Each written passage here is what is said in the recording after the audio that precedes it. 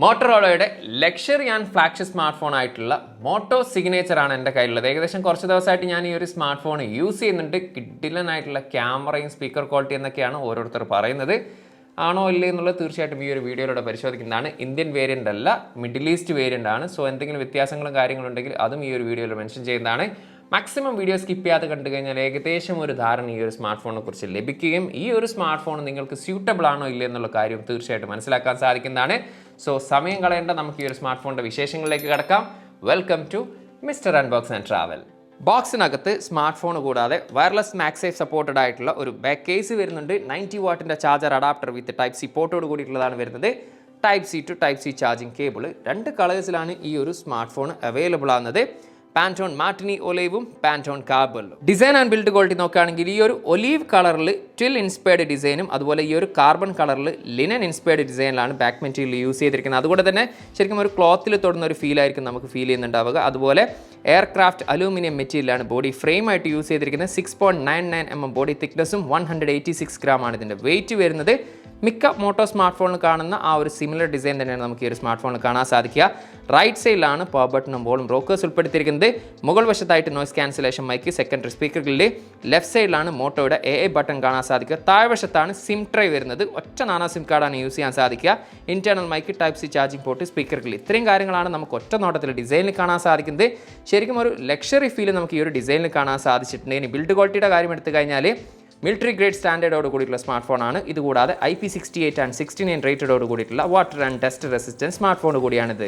Display വരുന്നത് 6.8 ഇഞ്ചിൻ്റെ 1.5K റെസൊല്യൂഷനിൽ വരുന്ന 165 ഹെർട്സ് റിഫ്രഷ് റേറ്റോട് കൂടി വരുന്ന കോഡ് കർവ്ഡ് MOLED ഡിസ്പ്ലേ ആണ് വരുന്നത്. LTPO പാനലാണ്. 1 ഹെർട്സ് മുതൽ 120 ഹെർട്സ് എന്നുള്ള രീതിയിൽ നമുക്ക് യൂസ് ചെയ്യാൻ സാധിക്കും.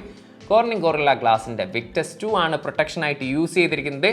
6200 നിറ്റ്സ് ആണ് ഇതിൻ്റെ പീക്ക് HDR ബ്രൈറ്റ്നസ് വരുന്നത്. വളരെ ഷാർപ്പായിട്ടുള്ള ഡിസ്പ്ലേ എന്നുള്ള രീതിയിൽ തന്നെ നമുക്കിത് കാണാൻ സാധിച്ചിട്ടുണ്ട്. നല്ല കളർഫുൾ ആയിട്ടുള്ള വിവിഡ് ആയിട്ടുള്ള വിഷ്വൽസ്, മൾട്ടിമീഡിയ എക്സ്പീരിയൻസ് ഒക്കെ നമുക്ക് ഈ ഒരു സ്മാർട്ട് ഫോണിൽ ആസ്വദിക്കാൻ സാധിക്കും.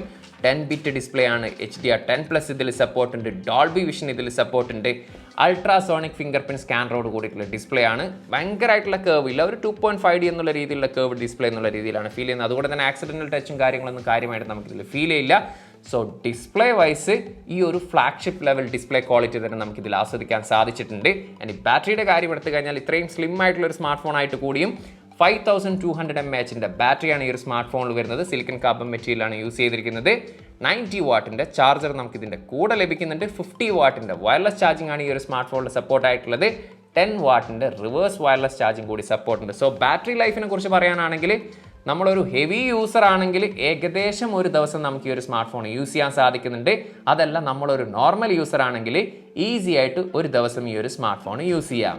പെർഫോമൻസ് സൈഡിലേക്ക് വന്നു കഴിഞ്ഞാൽ Qualcomm Snapdragon 8 Gen 5 എന്ന് പറയുന്ന ഫ്ലാഗ്ഷിപ്പ് ലെവൽ പ്രോസസ്സറാണ് ഈ ഒരു സ്മാർട്ട് ഫോണിൽ ഉൾപ്പെടുത്തിയിരിക്കുന്നത്. അതായത് 8 Gen 5ൻ്റെ കൊച്ചനുജൻ 3 നാനോമീറ്റർ ടെക്നോളജിയിൽ ഒക്ടാ കോറിൽ 3.8 GHz ക്ലോക്ക് സ്പീഡും Adreno 829 ആണ് ഇതിൽ ഉപയോഗിച്ചിരിക്കുന്നത്. GPU അന്തുത്തു സ്കോർ 3 മില്യണിൽ മുകളിലാണ് നമുക്ക് ലഭിച്ചിട്ടുള്ളത്. അതുപോലെ തന്നെ ഗീക്ക് ബെഞ്ച് മാർക്കൊക്കെ അത്യാവശ്യം നല്ല രീതിയിൽ തന്നെ കാണാൻ സാധിച്ചിട്ടുണ്ട്. സോ പെർഫോമൻസ് വൈസ് യാതൊരു സംശയത്തിൻ്റെയും കാര്യങ്ങളൊന്നുമില്ല. നല്ല കിഡിലൻ ഫാസ്റ്റ് ആൻഡ് സ്മൂത്ത് ആയിട്ടുള്ള പെർഫോമൻസ് തന്നെ ആസ്വദിക്കാൻ സാധിച്ചിട്ടുണ്ട്.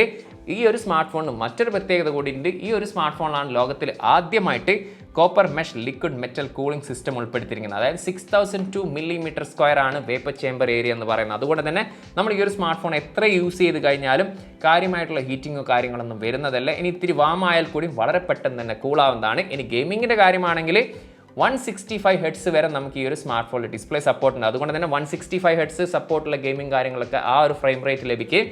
അതല്ല, ഞാനിതിൽ കോൾ ഓഫ് ഡ്യൂട്ടിയും പബ്ജിയും കാര്യങ്ങളൊക്കെയാണ് കളിച്ചിട്ടുള്ളത്. 120 FPS വരെ നമുക്ക് ആ ഒരു ഗെയിം കളിക്കാൻ സാധിച്ചിട്ടുണ്ട്. വളരെ സ്മൂത്ത് ആൻഡ് ഫാസ്റ്റ് ആയിട്ട് യാതൊരു തരത്തിലുള്ള ഇഷ്യൂസ് കാര്യങ്ങളില്ലാണ്ട് ഗെയിം കളിക്കാൻ സാധിച്ചിട്ടുണ്ട്. സോ പ്രോ ലെവൽ ഗെയിമിംഗ് എക്സ്പീരിയൻസും തന്നെ നമുക്കിതിൽ ആസ്വദിക്കാൻ സാധിച്ചിട്ടുണ്ട്. എനിവേ ഖത്തറിൽ ഒരൊറ്റ മെമ്മറി വേരിലാണ് ഈ ഒരു സ്മാർട്ട് ഫോൺ അവൈലബിൾ ആകുന്നത്. 16 GB റാമിൽ 512 GB മെമ്മറിയിൽ LPDDR5X UFS സ്റ്റോറേജ് ടൈപ്പ് വരുന്ന 4.1 ആണ്. ഇന്ത്യയിൽ 12 GB റാമിൽ 256 GB, 16 GB റാമിൽ 512 GB, 16 GB റാമിൽ തന്നെ 1 TB ലഭിക്കുന്നുണ്ട്. മെമ്മറി കാർഡ് ഇടാനുള്ള ഒരു ഓപ്ഷനോ കാര്യങ്ങളൊന്നും ഈ ഒരു smart ഫോണിലില്ല.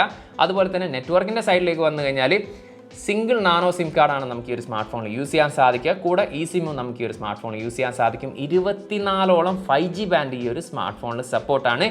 Dual band 4G LTE ഇതിൽ സപ്പോർട്ടാണ്, വൈഫൈയുടെ 7 ആണ് വരുന്നത്, ബ്ലൂടൂത്തിൻ്റെ 6 ആണ് വരുന്നത്, NFC-യും ഈ ഒരു സ്മാർട്ട് ഫോണിൽ സപ്പോർട്ടാണ്.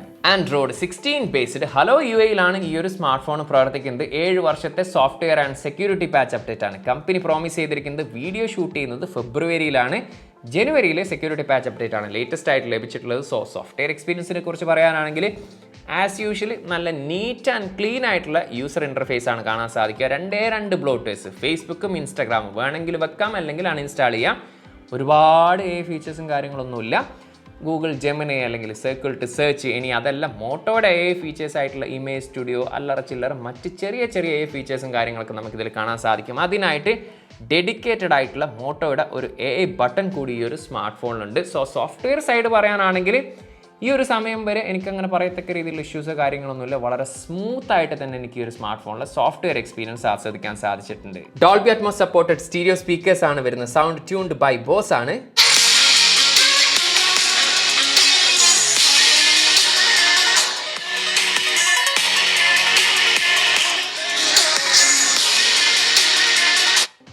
സ്പീക്കർ ക്വാളിറ്റി ഒരു രക്ഷയില്ല. ഈ ഒരു പ്രൈസ് സെഗ്മെന്റിലെ ദ ബെസ്റ്റ് എന്ന് തന്നെ പറയാൻ സാധിക്കും. ഏറ്റവും എടുത്ത് പറയേണ്ട ഒരു ഡിപ്പാർട്ട്മെന്റ് ആണ് ക്യാമറ എന്ന് പറയുന്നത്. 3 ക്യാമറയാണ് പിറകിൽ വരുന്നത്. 50 mega pixel main lens, optical image സ്റ്റെബിലൈസേഷനോട് കൂടിയുള്ളതാണ്. സോണി ലിത്തിയ 828 ആണ് സെൻസറായിട്ട് യൂസ് ചെയ്തിരിക്കുന്നത്. f1.6 ആണ് അപ്പേച്ചറായിട്ട് വരുന്നത്. 50 മെഗാ പിക്സലിൻ്റെ അൾട്രാ വൈഡ് ലെൻസും 50 മെഗാ പിക്സലിൻ്റെ തന്നെ 3x ടെലിഫോട്ടോ ലെൻസ്, അതിലും OIS സപ്പോർട്ടാണ്. സോണിയുടെ ലിത്തിയ 600 ആണ് സെൻസറായിട്ട് യൂസ് ചെയ്തിരിക്കുന്നത്. സോ ക്യാമറ പെർഫോമൻസിനെ കുറിച്ച് ഒറ്റ വാക്കിൽ പറയാനാണെങ്കിൽ കിഡിലൻ ഫോട്ടോഗ്രാഫി എന്നുള്ള രീതിയിലാണ് ഫീൽ ചെയ്തിട്ടുള്ളത്. എസ്പെഷ്യലി മെയിൻ ലെൻസിലൊക്കെ എടുത്തിരിക്കുന്ന ഫോട്ടോസ് എന്ന് പറയുന്നത് ഒട്ടുമിക്ക ഫോട്ടോസും നമുക്ക് നാച്ചുറൽ എന്നുള്ള കളേഴ്സിൽ തന്നെയാണ് കാണാൻ സാധിച്ചിട്ടുള്ളത്. മാത്രമല്ല നല്ല ഡീറ്റെയിലും നല്ല ഷാർപ്പായിട്ടുള്ള ഫോട്ടോസ് എന്നുള്ള രീതിയിലാണ് നമുക്ക് കാണാൻ സാധിച്ചിട്ടുള്ളത്.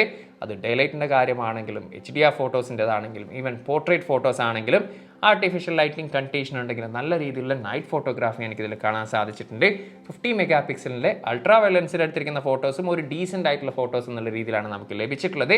ഇനി ടെലിഫോട്ടോ ലെൻസിൽ എടുത്തിരിക്കുന്ന ഫോട്ടോസ് എസ്പെഷ്യലി പോർട്രേറ്റ് ഒക്കെ നല്ല കിഡിലനായിട്ട് തന്നെ നമുക്ക് കാണാൻ സാധിച്ചിട്ടുണ്ട്. ആ ഒരു ഒബ്ജക്റ്റും ആ ഒരു ബാക്ക്ഗ്രൗണ്ടും തമ്മിലുള്ള സെപ്പറേഷനൊക്കെ നല്ല രീതിയിൽ തന്നെ കാണാൻ സാധിച്ചിട്ടുണ്ട്.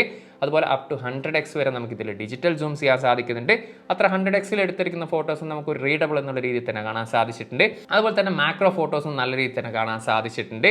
ഈവൻ ആർട്ടിഫിഷ്യൽ ലൈറ്റിംഗ് കണ്ടീഷൻ ഉണ്ടെങ്കിൽ നൈറ്റ് ഫോട്ടോഗ്രാഫി നല്ല രീതിയിൽ തന്നെ കാണാൻ സാധിക്കുന്നുണ്ട്. HDR ഫോട്ടോസ് ആണെങ്കിലും ഡേലൈറ്റ് ഒക്കെ ആണെങ്കിലും ഓവറോൾ ക്യാമറ പെർഫോമൻസ് സൂപ്പർബ് എന്നുള്ള രീതിയിലാണ് എനിക്ക് ഫീൽ ചെയ്തിട്ടുള്ളത്. ഇനി സെൽഫി ക്യാമറയും 50 മെഗാ പിക്സലിൽ തന്നെയാണ് വരുന്നത്. സോണി ലിറ്റിയ 500 ആണ് സെൻസറായിട്ട് യൂസ് ചെയ്തിരിക്കുന്നത്. സെൽഫി ഫോട്ടോസും സൂപ്പർബ് എന്നുള്ള രീതിയിലാണ് ഫീൽ ചെയ്തിട്ടുള്ളത്. എസ്പെഷ്യലി എടുത്തിരിക്കുന്ന ഫോട്ടോസൊക്കെ മിക്ക ഫോട്ടോസും നല്ല ഡീറ്റെയിൽസും കാര്യങ്ങളൊക്കെ നൽകുന്നുണ്ട്. പോർട്രേറ്റ് ഫോട്ടോസൊക്കെ നല്ല ബാക്ക്ഗ്രൗണ്ട് സെപ്പറേഷനും കാര്യങ്ങളൊക്കെ ആയിട്ട് നല്ല സൂപ്പർബായിട്ടുള്ള പോർട്രേറ്റ് ഫോട്ടോസ് എന്നുള്ള രീതിയിലാണ് കാണാൻ സാധിച്ചിട്ടുള്ളത്. ഡേലൈറ്റ് ഫോട്ടോസ് സൂപ്പർബാണ്. അതുപോലെ തന്നെ HDR പെർഫോമൻസ് നല്ല രീതിയിൽ തന്നെ കാണാൻ സാധിച്ചിട്ടുണ്ട്. ഈവൻ ആർട്ടിഫിഷ്യൽ ലൈറ്റിംഗ് കണ്ടീഷൻ ഉണ്ടെങ്കിൽ നല്ല കിഡിലനായിട്ടുള്ള നൈറ്റ് ഫോട്ടോഗ്രാഫി നമുക്കിതിലെടുക്കാൻ സാധിച്ചിട്ടുണ്ട്. സോ ക്യാമറ പെർഫോമൻസ് ഈ ഒരു പ്രൈസ് സെഗ്മെന്റിൽ വൺ ഓഫ് ദ ബെസ്റ്റ് എന്ന് നിസ്സംശയം തന്നെ പറയാൻ സാധിക്കുന്നതാണ്. വീഡിയോഗ്രാഫിയുടെ കാര്യങ്ങൾ ഞാൻ ഇതിൻ്റെ സാമ്പിൾസും കാര്യങ്ങളൊക്കെ കൊടുക്കുന്നുണ്ട്. അത് കണ്ടു കഴിഞ്ഞാൽ ഏകദേശം വീഡിയോഗ്രാഫിയെക്കുറിച്ച് നിങ്ങൾക്ക് ഐഡിയ ലഭിക്കുന്നതാണ്. റിയർ ക്യാമറ വീഡിയോ ഫുട്ടേജ് ആണ്. 4K 60 ഫ്രെയിംസ് ആണ് നമ്മളിപ്പോൾ ഷൂട്ട് ചെയ്യുന്നത്. 8K 30 ഫ്രെയിംസ് ആണ് മാക്സിമം വീഡിയോ റെസൊല്യൂഷന്. ഡോൾബി വിഷനും ഇതിൽ സപ്പോർട്ടാണ്. നല്ല രീതിയിലുള്ളൊരു സ്റ്റെബിലിറ്റി കാണാൻ സാധിക്കുന്നുണ്ട്. അതുപോലെ തന്നെ അത്യാവശ്യം നല്ല രീതിയിലുള്ളൊരു ഡീറ്റെയിൽസ് നമുക്ക് വീഡിയോയിൽ കാണാൻ സാധിക്കുന്നുണ്ട്. സൂപ്പർബായിട്ടുള്ള HDR പെർഫോമൻസും കാണാൻ സാധിക്കുന്നുണ്ട്. സോ ഈ ഒരു പ്രൈസ് സെഗ്മെന്റിൽ one of the best videography തന്നെയാണ് കാണാൻ സാധിച്ചിട്ടുള്ളത്. സെൽഫി വീഡിയോ ഫുട്ടേജ് ആണ്. 4K 60 ഫ്രെയിംസ് ആണ് മാക്സിമം വീഡിയോ റെസൊല്യൂഷന്. എടുത്ത് പറയേണ്ടത് നല്ല കിഡിലനായിട്ടുള്ള സ്റ്റെബിലിറ്റിൻ്റെ അതുപോലെ തന്നെ നല്ല ഡീറ്റെയിൽസും കാര്യങ്ങളും നമുക്ക് ഫേസിൽ കാണാൻ സാധിക്കും. ഈവൻ HDR പെർഫോമൻസും സൂപ്പർബ് എന്നുള്ള രീതിയിൽ തന്നെയാണ് കാണാൻ സാധിച്ചിട്ടുള്ളത്. സോ ഈ ഒരു പ്രൈസ് സെഗ്മെന്റിലെ ദ ബെസ്റ്റ് വീഡിയോഗ്രാഫി എന്നുള്ള രീതിയിൽ തന്നെയാണ് ഫീൽ ചെയ്തിട്ടുള്ളത്. ഈ ഒരു ഫോണിൻ്റെ ലേറ്റസ്റ്റ് പ്രൊമോഷൻസ് ആൻഡ് ഓഫേഴ്സ് ഇന്ത്യയിലുള്ളവർക്ക് അറിയാനായിട്ട് പ്രൊഡക്റ്റ് സെക്ഷനിൽ ഞാൻ ഇതിൻ്റെ ലിങ്ക് കൊടുത്തിട്ടുണ്ട്. അവിടെ ക്ലിക്ക് ചെയ്താൽ ലേറ്റസ്റ്റ് ഓഫേഴ്സും കാര്യങ്ങളൊക്കെ നിങ്ങൾക്ക് അറിയാൻ സാധിക്കുന്നതാണ്. ഇനി ഇതിൻ്റെ പ്രൈസ് ഇവിടെ ഖത്തറിൽ വരുന്നത് 16GB പ്ലസ് 512GBക്ക് 3999 ഖത്തറിയാലാണ് ഒഫീഷ്യലി പ്രൈസ് വരുന്നത്. ഓൾ ഓവർ GCCയിൽ ഒരു സ്മാർട്ട് ഫോൺ വാറണ്ടി ലഭിക്കുന്നുണ്ട്. അതുകൂടാതെ മോട്ടോയുടെ ഒരു പ്രീമിയം ഇയർബഡ്സും ഈ ഒരു സ്മാർട്ട് ഫോണിൻ്റെ കൂടെ ലഭിക്കുന്നുണ്ട്. എനിവേ ഓവറോൾ ഈ ഒരു സ്മാർട്ട് ഫോണിനെ കുറിച്ച് എനിക്ക് ഫീൽ ചെയ്തിട്ടുള്ള കാര്യം എന്ന് പറയുന്നത് ഏറ്റവും കിഡിലൻ എന്ന് തോന്നിയിട്ടുള്ള കാര്യം ഒന്ന് ക്യാമറ പെർഫോമൻസ് ആണ്. സൂപ്പർബ് എന്ന് തന്നെ പറയാൻ സാധിക്കും. അതുപോലെ തന്നെ ബോസ് ട്യൂൺ ചെയ്തിട്ടുള്ള സ്റ്റീരിയോ സ്പീക്കർ ക്വാളിറ്റിയും അതും കിട്ടില്ലെന്ന് പറയാൻ സാധിക്കും. അതേപോലെ തന്നെ നല്ല ഒരു ഒന്നൊന്നര ഡിസ്പ്ലേ ക്വാളിറ്റി നമുക്ക് ഈ ഒരു സ്മാർട്ട് ഫോണിൽ കാണാൻ സാധിക്കും. നല്ല കിട്ടില്ലെന്നായിട്ടുള്ള ഹാർഡ്വെയർ ആൻഡ് സോഫ്റ്റ്വെയർ എക്സ്പീരിയൻസ് നമുക്കിതിൽ കാണാൻ സാധിക്കും. ഒരു ഡീസൻ്റ് എന്ന് തോന്നിയിട്ടുള്ള ഒരു കാര്യം എന്ന് പറയുന്നത് ബാറ്ററി പെർഫോമൻസ് തന്നെയാണ്.